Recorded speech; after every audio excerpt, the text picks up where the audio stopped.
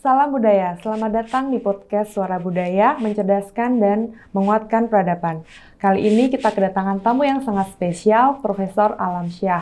Beliau merupakan dekan di Fakultas Ilmu Budaya Universitas Diponegoro dan juga merupakan profesor di bidang sejarah. Senang sekali atas kedatangan Prof. Alam di sini. Apa kabar, Prof? Ya, terima kasih. Kabar baik, Mbak Caroline. Selamat sore, Mbak. Ya, terima kasih Prof. Sudah meluangkan waktunya. Oke, tanpa perlu berlama-lama lagi, kita akan memulai podcast kita pada hari ini. Jadi Prof, kan Fakultas Ilmu Budaya ini kita memiliki banyak sekali kepakaran dalam bidang budaya. Kira-kira kontribusinya apa saja ya Prof, berkaitan dengan pemajuan kebudayaan? Ya, begini. Kita ini namanya saja adalah Fakultas Ilmu Budaya. Dan di dalamnya ada beberapa bidang atau kajian yang menjadi fokus penting dari fakultas kita.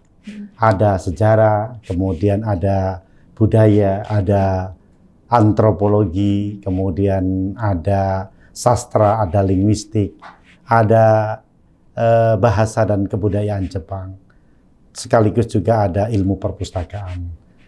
Ini saya kira sangat relevan dengan kebudayaan, karena kita tahu bahwa kebudayaan itu sebagai hasil cipta, rasa, dan karsa, kalau kita kelompokkan itu menjadi dua hal, yaitu tangible dan intangible, yang di dalamnya kalau kita lihat bahwa tangible itu bisa berupa benda, ya, kemudian juga bisa berupa bangunan, dan bisa berupa struktur dan yang lainnya, termasuk mungkin kalau masuk di dalam cagar budaya itu ada situs dan ada kawasan.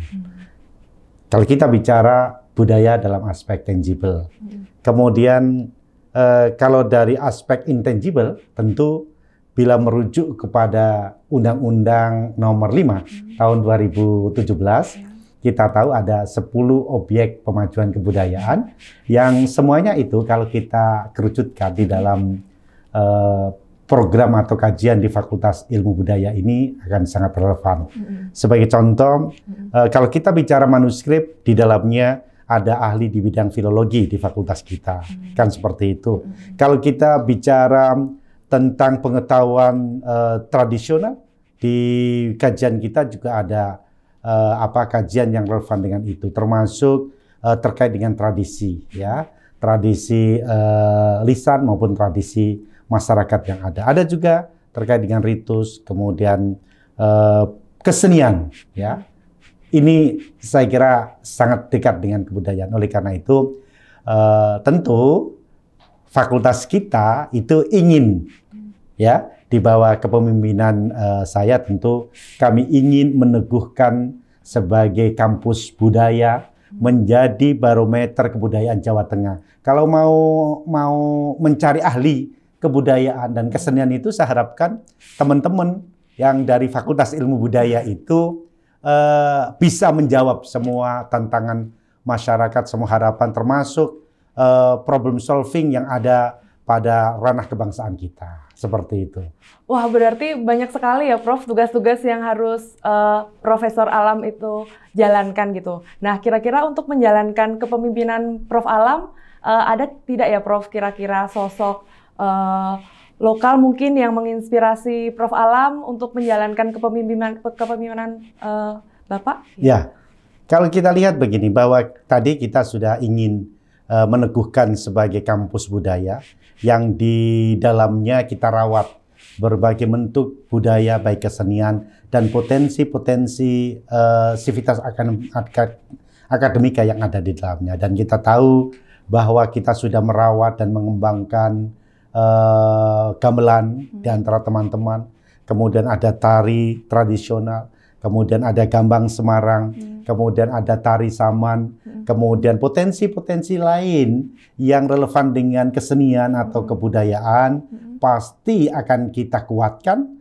pasti akan kita rawat, dan ini sebagai kontribusi Fakultas Ilmu Budaya dalam melestarikan, ya, kebudayaan atau kesenian. Saya kira itu. Lalu tentu saja saya sebagai seorang individu yang pernah, ya, yang pernah menulis tentang seorang tokoh lokal, ya. Dalam hal ini tokoh lokal itu adalah Ratu Kalinyamat. Saya kira hal-hal tertentu bisa menjadi inspirasi, ya, bagi saya sebagai seorang leader yang merupakan sama-sama sebagai seorang yang berasal dari pesisiran, terutama di pantai utara Jawa. Oleh karena itu, ini menjadi penting supaya kita bisa meneladani hal-hal yang baik dari dia, sekaligus menjadi spirit bagi, terutama bagi saya, untuk mengimplementasikan atau menginternalisasikan hal-hal yang bisa kita lakukan untuk kebaikan fakultas kita, kebaikan masyarakat, dan kebaikan bangsa. Oh, sangat menarik ya Prof. Berarti ada satu sosok yang menjadi inspirasi Prof. Alam. Sosok ini adalah Ratu Kalinyamat. Nah, saya pikir Ratu Kalinyamat ini hanya sekedar mitos saja Prof. Tapi ternyata ini ada sosok nyatanya. Mungkin Prof bisa menceritakan sedikit gitu? Ya, terima kasih Mbak Caroline. Saya begini ya, kita kan hidup ini selalu berinteraksi dengan berbagai kalangan, selalu membaca berbagai referensi, apalagi kita melakukan penelitian. Wajar bila seseorang mempunyai inspirasi terhadap baik itu tokoh lokal atau tokoh nasional atau tokoh keagamaan atau tokoh internasional. Yang penting saya kira sesuatu itu positif sepanjang meneladani dari kebaikan-kebaikan yang ada.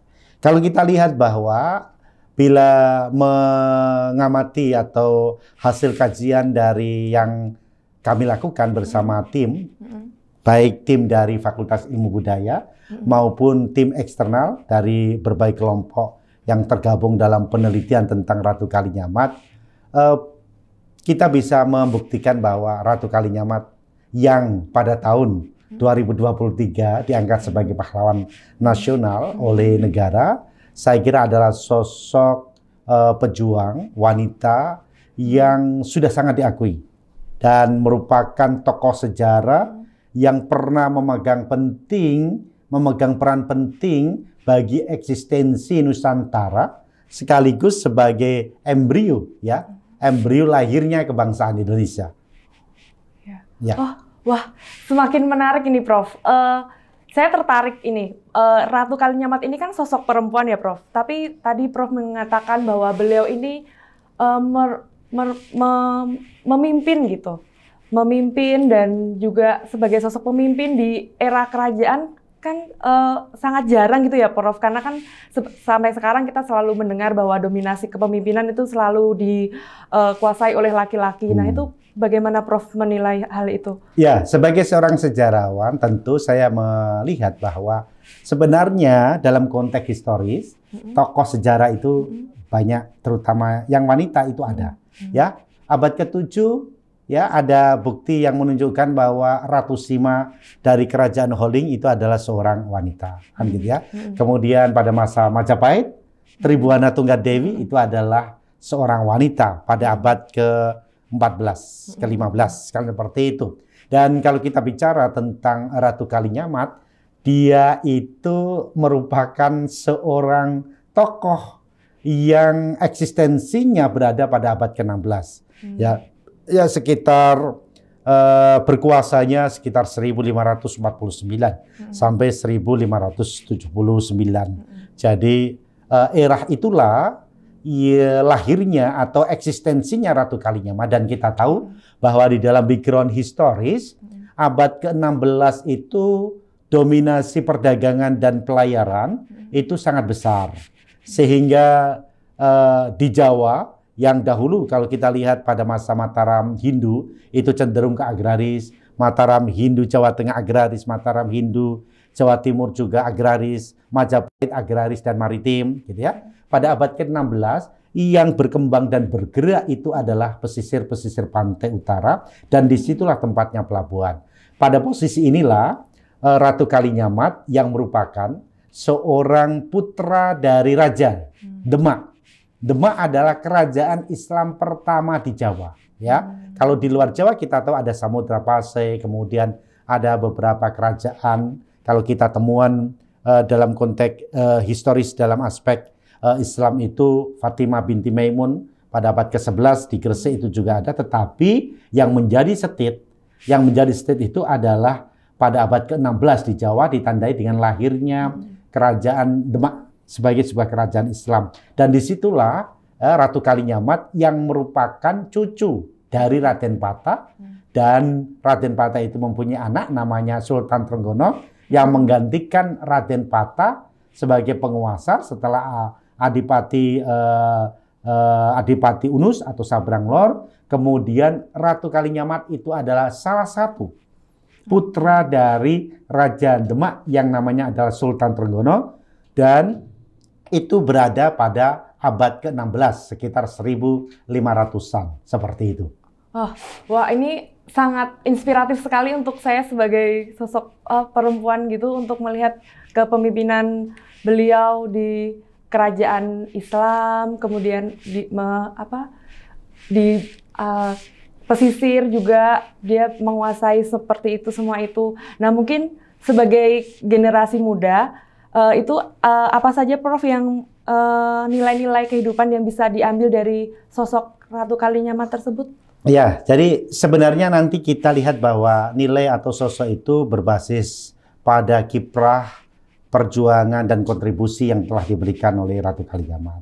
Ya, tadi sudah saya sampaikan bahwa dia itu merupakan raja, ya, seorang ratu di daerah bagian dari Demak, yaitu di Jepara. Ya, kemudian pada tahun 1500, ya, 1546 ketika Sultan Trenggono itu meninggal dunia, kemudian penggantinya adalah Sunan Prawoto. Sunan Prawoto itu adalah saudara dari Ratu Kalinyamat. Dan pada saat itu kita tahu bahwa terjadi ontran-ontran di kerajaan Demak dengan kematian Sunan Prawoto ketika dibunuh oleh Arya Penangsang. Seperti itu. Ketika dibunuh, maka yang mempersatukan, yang merekatkan, ya, kerajaan Demak itu adalah Ratu Kalinyamat, sehingga dia itu mampu mempersatukan dan membuat suasana stabil di Demak, kemudian di Cirebon, di Banten, karena secara genealogis kerajaan Islam, baik itu Demak, Banten, Cirebon itu mempunyai relasi yang sangat kuat. Itu kalau kita lihat dari aspek kontribusi Ratu Kalinyamat dalam merekatkan kekeluargaan di Demak. Lalu bagaimana dia dalam aspek ekonomi dan perdagangan global, kapitalisme pada abad ke-16, kita tahu pelabuhan terbesar, ya, sebelum lahirnya pelabuhan Semarang, sebelum menguatnya pelabuhan Banten, Cirebon, dan Jayakarta, itu Jepara sebagai sebuah pelabuhan yang besar yang menghubungkan antara Kalimantan, Sulawesi, kemudian Maluku bersama dengan Malaka. Disitulah dia menguasai perdagangan dan pelayaran dari barat ke timur, sehingga pedagang yang berasal dari Malaka kemudian ke pantai utara Jawa pasti akan berlabuh di Jepara, kemudian sebelum melanjutkan ke pusat rempah-rempah yang ada di Maluku. Sehingga di sini dia mempunyai peran penting dalam meningkatkan perdagangan dan pelayaran, ya, di Jawa pada saat itu. Lalu kemudian kalau kita lihat dari aspek peninggalan dia, ya, kita tahu bahwa salah satu yang diduga peninggalan dari Ratu Kalinyamat itu terkait dengan penyebaran Islam. Karena ya dia pada tahun 1559 diperkirakan mendirikan apa yang disebut dengan Masjid Mantingan yang ditandai dengan Condro Sengkolo, rupa Brahma warna sari 1559. Kemudian di dalam Masjid Mantingan itu yang kemudian menjadi embrio identitas kota Jepara saat ini itu ada apa yang disebut dengan ukir-ukiran yang terbuat dari karang yang saat ini dipasang di dinding-dinding Masjid Mantingan. Dan di situ menunjukkan gaya motif dari ukiran Jepara, baik itu flora, fauna maupun gaya-gaya yang ditilirkan, terutama adalah faunanya itu. Itu adalah dari aspek ekonomi begitu kontribusi dia. semangat dia untuk menggerakkan ekonomi lokal, kan seperti itu. Bagaimana kalau kita lihat dari aspek kejuangan yang menjadikan dia menjadi pahlawan nasional, tentu saja dia sebagai seorang wanita yang tidak pernah mengenal kata putus asa dan menyerah, gitu ya. Karena pada tahun 1551 dia membawa pasukan sekitar 4.000 pasukan ke Malaka sebagai aktor intelektual. Dan sekitar 40 kapal ke sana gagal, tidak berhasil melawan Portugis di Malaka. Itu saja dia tidak putus asa. 1564 membantu Hitu, Ambon, Maluku. Kemudian melawan Portugis juga gagal. Kemudian 1568 ke Aceh melawan Portugis juga gagal. Yang puncaknya adalah 1574. Ya, di situ dia mengirim sekitar 15.000 pasukan, kemudian sekitar 300 kapal, yang dimana 80 kapalnya itu tonasenya sekitar 200, 300 sampai 500 tonase. Itu adalah sebuah kapal besar yang dapat dikirim oleh dia kalau tidak orang kaya, orang hebat, wanita luar biasa, itu tidak akan mampu. Oleh karena itu, inspirasi inilah yang bisa diambil oleh pemimpin-pemimpin saat ini atau oleh wanita-wanita Indonesia. Jangan cepat putus asa. Tirulah seperti lagunya The Massive, ya. Jangan menyerah, kan gitu ya. Kan gitu, jangan menyerah. Dan contoh historis sudah dibuktikan oleh Ratu Kalinyamat tersebut.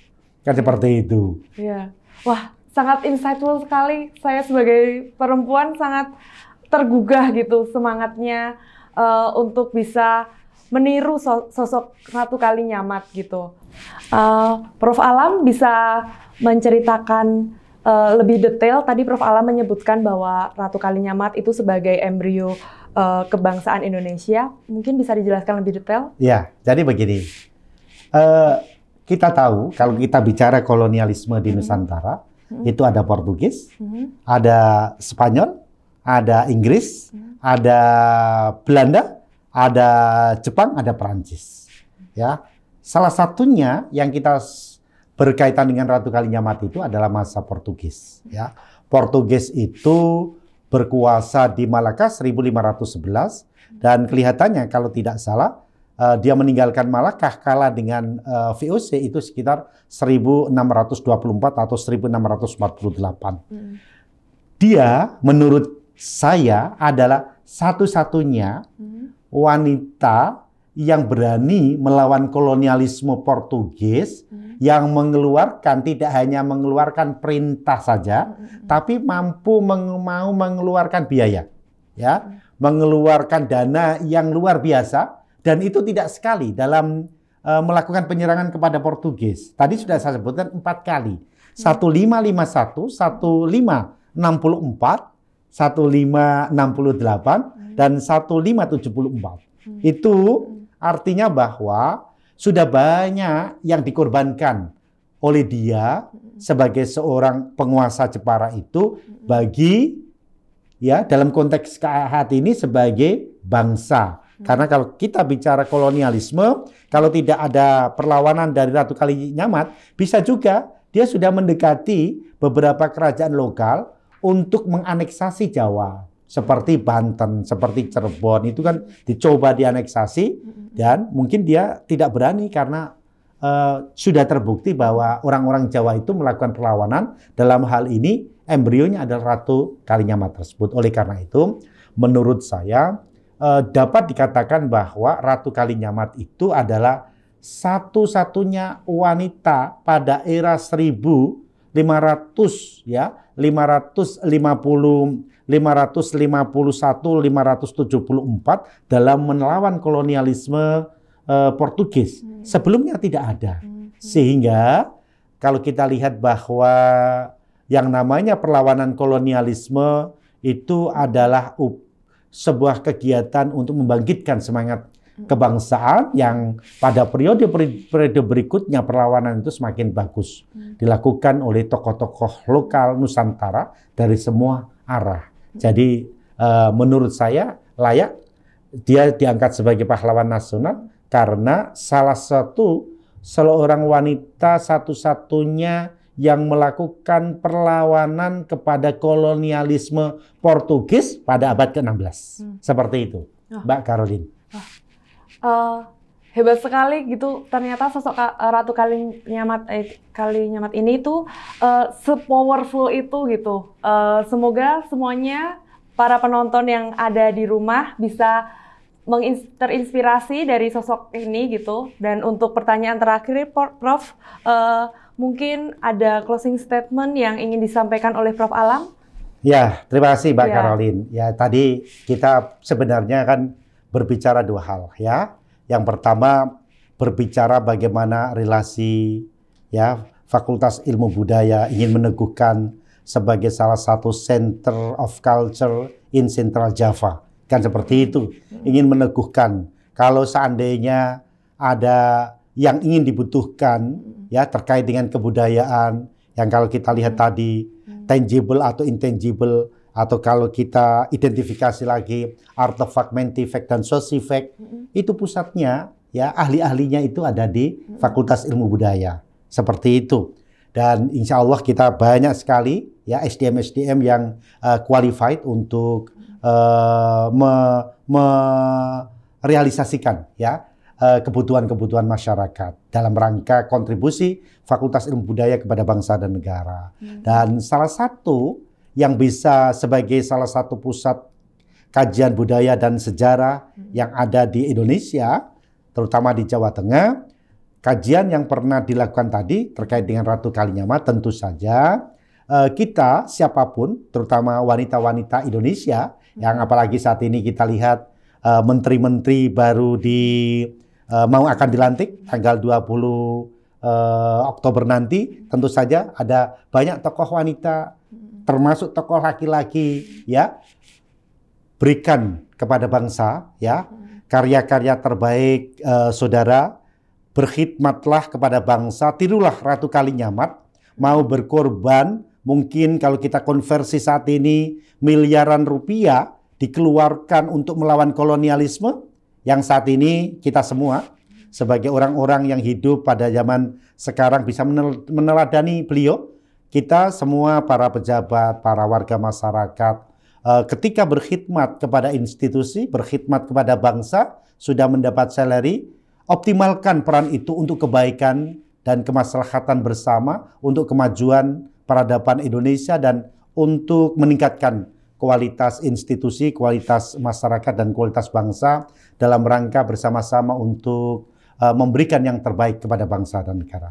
Sama seperti yang dilakukan oleh Ratu Kalinyamat. Seperti itu, Mbak Caroline. Ya, nah seperti itu. Jadi kita harus selalu mengingat di era perkembangan teknologi yang sudah semakin berkembang, kita tetap harus melihat lagi nilai-nilai luhur.